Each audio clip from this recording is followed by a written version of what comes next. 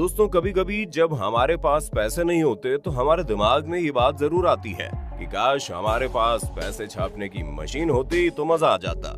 ये बात तो आपके दिमाग में भी 100% कभी ना कभी तो जरूर आई होगी। क्यों? अगर आई है तो कमेंट सेक्शन में बताइए ना। वैसे क्या आपने कभी सोचा ये काम वो लोग बड़ी आसानी से कर सकते हैं जिनके पास नोट छापने की मशीन है, या जो लोग खुद रिजर्व बैंक ऑफ इंडिया में काम करते हैं? क्यों? पर असल में ये इतना आसान नहीं है दोस्तों। खैर, आप बचपन से ही पैसे का यूज कर रहे हैं, इसके बारे में सुनते आ रहे हैं, बावजूद इसके कि आपके दिमाग में ये बात कभी नहीं आई कि आखिर नोट छपता कैसे है। क्यों भारत सरकार बहुत सारा रुपया छापकर गरीबों को अमीर नहीं कर देती? कौन डिसाइड करता है कि अब पैसा छपना चाहिए? ऐसे ही कई सवालों का जवाब आज इस वीडियो में हम आपको बताने वाले हैं, इसलिए इस वीडियो को एक सेकंड के लिए भी स्किप करने के बारे में सोचना भी मत। वीडियो को शुरू करें उससे पहले वीडियो को लाइक और चैनल को सब्सक्राइब कर लीजिए। तो चलिए शुरू करते हैं हमारी आज की स्पेशल वीडियो। दोस्तों, अगर आपके मन में भी ये सवाल आता है कि जब सरकार कोई नोट प्रिंट करने हैं तो सरकार ढेर सारे नोट छापकर देश के गरीब लोगों को करोड़पति क्यों नहीं बना देती? जब सभी करोड़पति हो जाएंगे तो देश से गरीबी अपने आप ही दूर हो जाएगी। शायद आप ऐसा जरूर सोचते होंगे, लेकिन क्या आपको पता है जब सरकार के ढेर सारे नोट छापने लगेगी तो अमीर भी अपने आप गरीब हो जाएंगे? जी हाँ दोस्तों, चौंकिए मत। इकोनॉमिस्ट बताते हैं कोई भी देश अपनी मर्जी से नोट नहीं छाप सकता। नोट छापने के लिए कई सारे नियम कायदे बनाए गए हैं। अगर देश में ढेर सारे नोट छपने लगेंगे तो अचानक सभी लोगों के पास काफी ज्यादा पैसा आ जाएगा और ऐसी कंडीशन में उनकी जरूरतें भी बढ़ जाएंगी। इसके बाद सामान की किल्लत, और ऐसा करने से महंगाई सीधे 7वें आसमान पर पहुंच जाएगी। अब ऐसे में एक सवाल और आपके दिमाग में घूम रहा होगा, अगर हम अपनी मर्जी से नोट छापे तो क्या होगा? तो आपकी जानकारी के लिए बता दें, इस तरह के बहुत सारे मामले सामने आ चुके हैं। कुछ देश तो ऐसे हैं जिन्होंने नियम से ज्यादा नोट छापने की गलती की, जिसकी सजा वो आज तक भुगत रहे हैं। एग्जाम्पल के तौर पर आप दक्षिण अफ्रीका में स्थित जिम्बाब्वे को ही ले लीजिए। जिम्बाब्वे ने एक समय पर बहुत सारे नोट छापकर ऐसी गलती की थी और इससे वहां की करेंसी की वैल्यू इतनी गिर गई कि लोगों को ब्रेड और अंडे जैसी चीजों को खरीदने के लिए भी थैले भर भर कर नोट दुकान पर ले जाने पड़ रहे थे। इतना ही नहीं, नोट ज्यादा छापने की वजह से वहां एक अमेरिकी डॉलर की वैल्यू करीब 25 मिलियन जिम्बाब्वे डॉलर के बराबर हो गई। इसके बाद जिम्बाब्वे की तरह ही हाल हुआ दक्षिणी अमेरिकी देश वेनेजुएला का। वेनेजुएला के सेंट्रल बैंक ने अर्थव्यवस्था को संभालने के लिए ढेर सारे नोट छाप डाले। इससे वहां महंगाई हर 24 घंटे में बढ़ने लगी, यानी खाने पीने की चीजों के दाम रोज डबल होने लगे। बाजार में रोजमर्रा के सामान मिलना बंद हो गए। यहाँ 1 लीटर दूध और अंडे खरीदने की खातिर लोगों को लाखों नोट खर्च करने पड़ रहे थे। खैर, हमें लगता है कि अब आप अच्छे से समझ गए होंगे कि आरबीआई ढेर सारे नोट क्यों नहीं छापती, क्योंकि अगर उसने ऐसा किया तो भारत का हाल भी इन्हीं देशों की तरह हो जाएगा। अब ऐसे में आप अंदाजा लगा सकते हैं कि सरकार नहीं चाहेगी कि भारत में ऐसे हालात पैदा हों। यही वजह है कि नोटों की छपाई हर चीज को ध्यान में रखकर ही की जाती है। चलिए आपको बताते हैं नोटों को छापने के नियम आखिर है क्या। किसी भी देश में कितने नोट छापने हैं ये उस देश की सरकार, central bank, GDP, pixel difficult और ग्रोथ रेट के हिसाब से तय किया जाता है। और हमारे देश में रिजर्व बैंक ये तय करती है कि कब और कितने नोट छापने हैं। इतना सब जानने के बाद आपके दिमाग में ये बात जरूर आ रही होगी, एक बार में कितने सारे नोट आरबीआई छाप सकता है? आ रहा है तो टेंशन मत लीजिए, हम है ना। दोस्तों, नोटों की छपाई मिनिमम रिजर्व सिस्टम के आधार पर तय की जाती है। आपकी जानकारी के लिए बता दें, ये सिस्टम भारत में 1957 से लागू है। इसके हिसाब से आरबीआई को ये अधिकार होता है कि वो आरबीआई फंड में कम से कम 200 करोड़ रुपए मूल्य की संपत्ति अपने पास हर समय रखे।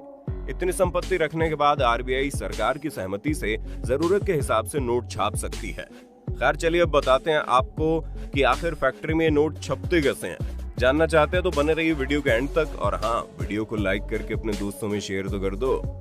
नोट को छापने के लिए फैक्ट्री में बड़े से बड़े कॉटन के बंडल लाए जाते हैं।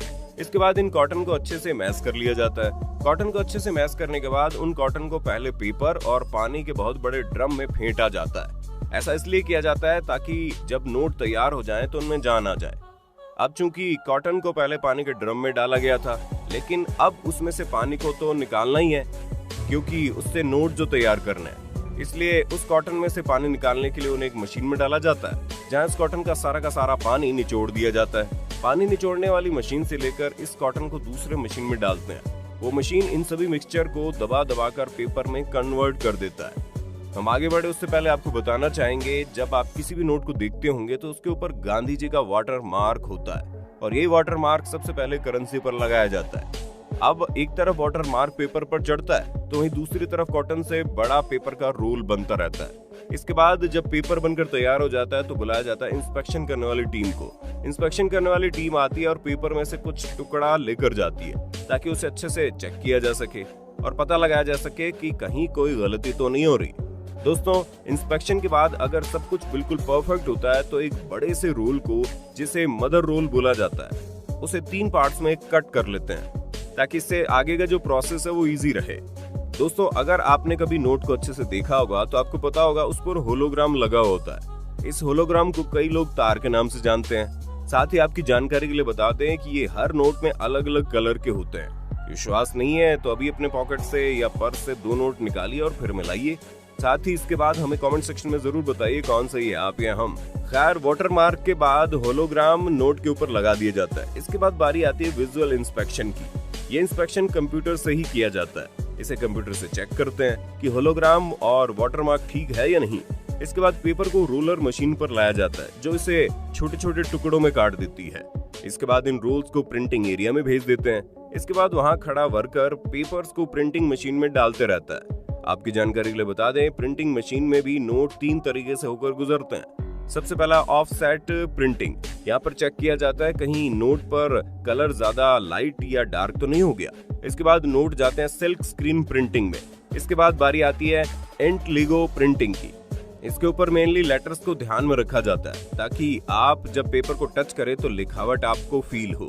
प्रिंटिंग के बाद नोटों की कटाई मशीन में भेजते हैं। इसके बाद इन्हें अच्छे से पैक करके अलग अलग बैंक में भेज दिया जाता है। आपकी जानकारी के लिए बता दें, भारत में नोटों की छपाई 4 प्रेस में होती है। महाराष्ट्र के नासिक और मध्य प्रदेश के देवास प्रेस में नोट छापे जाते हैं। सुरक्षा प्रिंटिंग और minting corporation of India limited की देखरेख में यहाँ नोट छपाई का काम किया जाता है। इनके अलावा 2 और प्रेस कर्नाटक के मैसूर में और पश्चिम बंगाल के सलबोनी में मौजूद है। RBI note printing private limited के पोसेशन में यहाँ नोट छपाई का काम होता है। इसके अलावा मुंबई, कोलकाता, हैदराबाद और नोएडा में सिक्के ढालने का काम किया जाता है। आपको जानकर हैरानी होगी, नोट को छापने में अलग अलग तरह की स्याही का यूज किया जाता है। मध्य प्रदेश के होशंगाबाद में सरकार द्वारा संचालित एक सुरक्षा पेपर मिल है। यहीं से भारत की सभी 4 प्रेसों के लिए नोट बनने में इस्तेमाल होने वाली कागज की सप्लाई की जाती है। इसके अलावा काफी मात्रा में इन कागजों का दूसरे देश से आयात भी किया जाता है। नोट छापने के लिए ऑफसेट शाही का निर्माण मध्य प्रदेश के देवास स्थित बैंक नोट प्रेस में होता है, जबकि नोट पर जो उभरी हुई छपाई नजर आती है उसकी शाही सिक्किम में मौजूद स्विस फर्म की यूनिट सिक्पा में बनाई जाती है। क्या आपको पता है 200, 500 और 2000 रुपए छापने में कितना खर्च आता है? आरबीआई 1 रुपए के नोट को छोड़ सभी करेंसी नोटों को प्रिंट करती है। अपनी वार्षिक रिपोर्ट में आरबीआई ने कहा 200 रुपए के एक नोट को छापने पर 2 रुपए 93 पैसे खर्च होते हैं। वहीं 500 रुपए की प्रिंटिंग कॉस्ट 2 रुपए 94 पैसे है और 2000 रुपए की लागत 3 रुपए 54 पैसे बैठती है। दोस्तों, अगर हम आपसे बोले देश में कितने नोट अभी चलन में है तो आपका जवाब क्या होगा? दोस्तों, आरबीआई द्वारा जारी आंकड़ों के मुताबिक फाइनेंशियल ईयर 2019 में देश में नोटों का सर्कुलेशन 21.1 लाख करोड़ रुपए रहा। वहीं फाइनेंशियल ईयर 2018 में नोटों का सर्कुलेशन 18.03 लाख करोड़ रुपए था। उम्मीद करते हैं आपको हमारी आज की वीडियो पसंद आई होगी। वीडियो पसंद आई है तो वीडियो को लाइक और अपने दोस्तों में शेयर करना बिल्कुल मत भूलना। धन्यवाद।